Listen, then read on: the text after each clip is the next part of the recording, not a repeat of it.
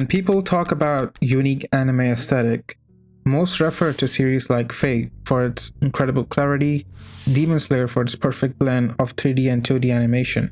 When discussing anime films like Paprika, Tenkinoko, or Redline, the list only grows longer.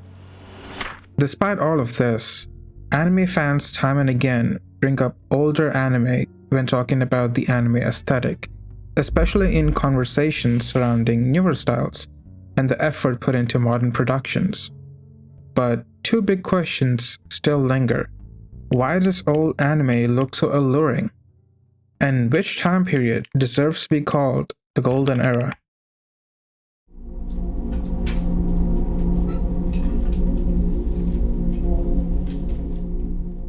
Now, if we were to divide the anime timeline into two unique eras, it would be based on the production systems, the cell era and the digital era.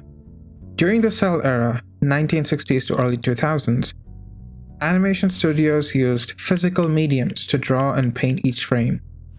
This process was done on celluloid sheets, plastic sheets that offered many advantages at the time, helping to speed up production compared to previous systems and reduce overall time consumption. Then came the digital era, where studios primarily use digital mediums such as design software, 3D animation, and CGI to carry out projects. This was a natural successor to the cell-based process, as it increased production speed and offered the greatest feature of all time for animators: the undo function. When people talk about the golden era of anime, they're probably referring to the late cell era. The old way was to hand draw, photograph, ink, paint, and transfer it to film. When you think about it, the old way was brutally time-consuming. But what was the production pipeline like? The process began with pre-production, planning the script, storyboards, and scene layouts. In animation, keyframes and in-betweens were drawn on paper and then transferred onto cells. Cleanup and inking traced the final lines, and the cells were painted on the reverse side to protect the outlines of the main side. Backgrounds were hand-painted separately so they could be reused with foreground cells layered on top. Frames were photographed one by one onto film, and finally, post-production added sound, editing, and the final master. Astro Boy in 1963, although not the first, was an anime which was widely recognized that used the cell style animation. In that time period, cell style was considered revolutionary. As it reduced the effort of redrawing, it became industry standard while still requiring mastery over drawing, composition, and painting. This is precisely why anime was eventually recognized by artists around the world and accepted as fine art.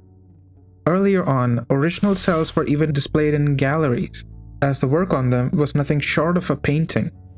This eventually paved the way for JoJo franchise's art to be displayed at the Louvre.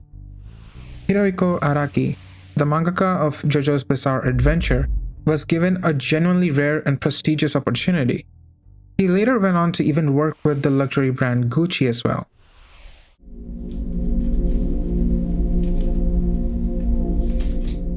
Compared to the current digital style, the previous system was unforgiving. This led animators to make conscious and rational decisions, ensuring that every detail, color, and composition existed for a reason. This inherently relied on the animator's talent and personal style. Modern systems are far more forgiving, which lowers the stakes and can end up contributing to a sense of visual blandness in similar styles in terms of coloring and shading. This means that there was a pressure on the animators and creatives, which forced them and challenged them to be and do better. In terms of design aesthetic, anime movies from that era looked more alive and human. It followed the principle of a painting coming to life. But why is that? Because they were actual paintings. Painting is one of the only way to color your frames back then.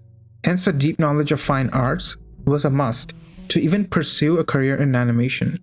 Slight imperfections were common while drawing the final lines because they were actually final. There was no erasing or undo methods.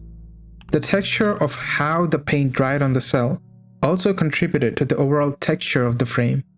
This gave it more organic and a grounded look. It felt as if it was actually made by humans.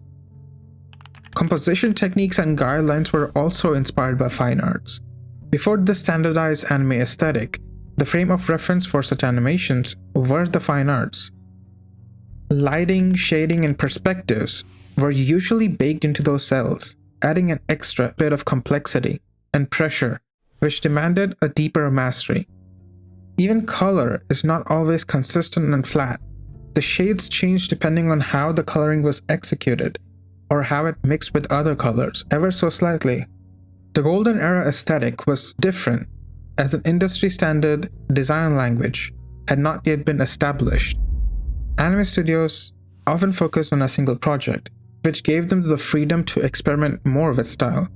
Of course, this depended on the source manga when one existed, but films from that era are generally more appreciated. Modern anime can feel flat and monotonous, as an industry standard has already been set.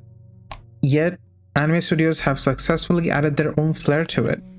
This means a major amount of productions follow a similar design language, unless the source material dictates a certain style. The best example for such an anime is Gachiakuta. It boasts a very unique art style and aesthetic, making it fresh and alluring to anime fans. Speaking of anime aesthetic, people who love old anime aesthetics have one question.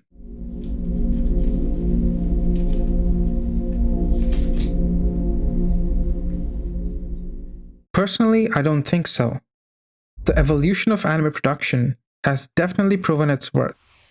Although I do appreciate the aesthetic and intimate hand-drawn work of art, but hope, I believe, was never lost. To explain this, you need to understand two major things. First of it being the natural evolution.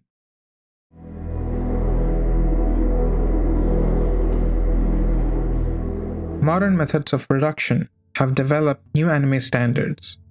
This new industry standard helped carve the baseline quality requirements of character designs, color, and even backgrounds in anime. But this standard is a part of the reason why most anime looks the same, even though they come from different studios. Studios like Ufotable show 3D CG elements can indeed complement the 2D animation, not as a crutch, but as an enhancer. A cherry on top, the new system has allowed for a higher frequency of releases and easier deadlines for studios. It actively pushes the boundary of reinventing the next industry standard of anime. That being said, it's not fair to say that modern anime doesn't look good. Modern anime does follow a standard, but that standard was by no means lackluster. It wouldn't be a standard if it was bad, but the aesthetic wasn't the main reason for this evolution. It has many other factors. Ease or convenience of production, which means it is easier to undo, redraw, reuse, and mix and match work. The lower cost. Physical media is no longer a must, and cost of materials and film was no longer mandatory. Longer time production. Redrawing and management of frames took a lot more time when using older methods. Modern digital systems make it faster to share, collaborate, store, and manage projects and timelines. Better customization. This one is so goated that it needs its own section.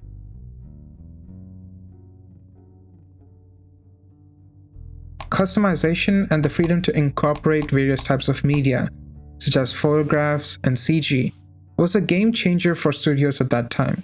It opened many doors which made production more systematic and collaborative. Physical methods of production posed many hurdles in terms of specifics. Each cell carried, by modern standards, multiple layers of work, which couldn't be customized or separated.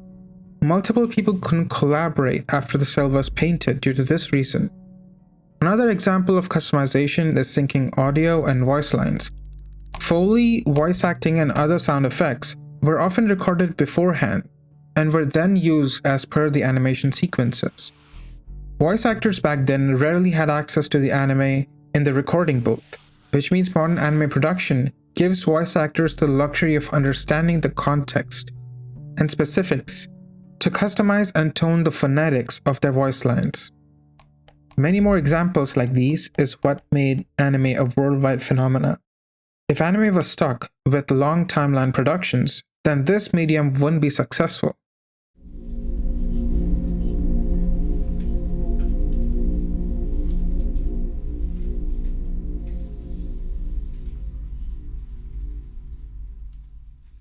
We all know everything good in life comes with a disadvantage.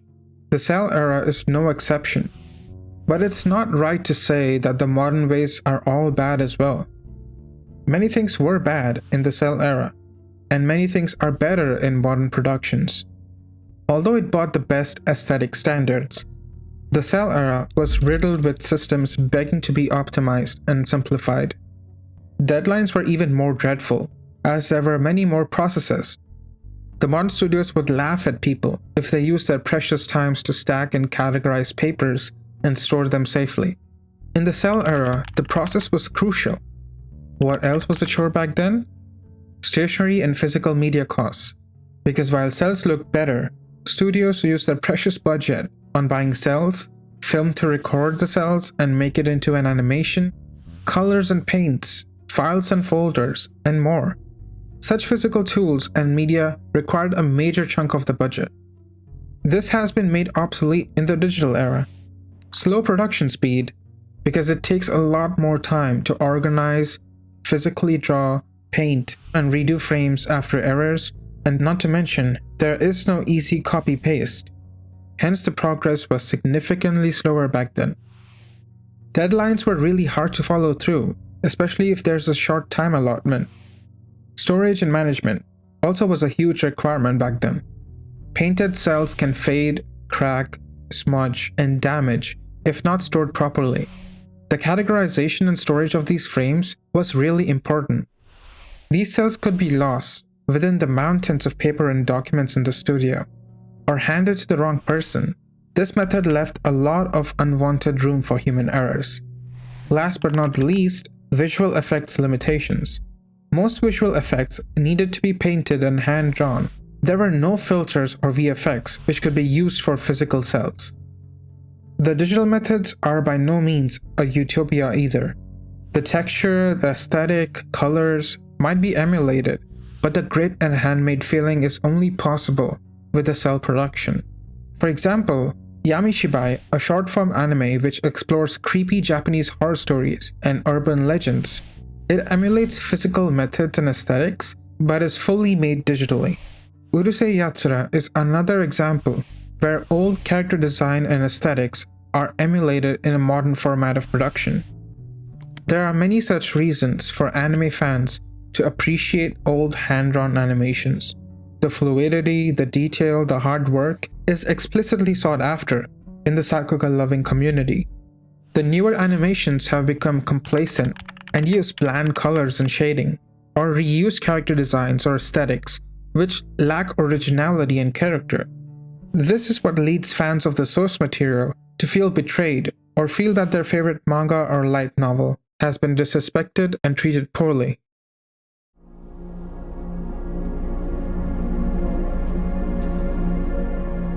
For good or for worse, the new method of anime production is undoubtedly a worthy evolution. Now, some may not agree with that, but commercially producing anime has become easier compared to the 90s. The timelines are faster, and there's more control, and there wouldn't be hundreds of studios producing anime in Japan, if not for this new system. It's worthy because it opened many doors to the future evolution of anime. From film emulation, mixed media, experimental styles, 2D and 3D integration, and a lot more. The golden era, though, will always be close to many people's hearts, as it brings a mix of nostalgia and a handmade feel to anime. Such handmade art will always be respected by the fans. There's a reason why Akira is famous. There's a reason why Redline holds a special status. The sweat and tears of animators will never be forgotten. It is exciting to see animators push boundaries of anime production. With this, I believe we've reached the end of this project. Thank you for patiently waiting for me to post. I hope my obsession for putting out the best videos resonate with you. Thanks for watching this video till the end, and if you like this, then do consider leaving a like, subscribing, and following me on socials. Thanks again.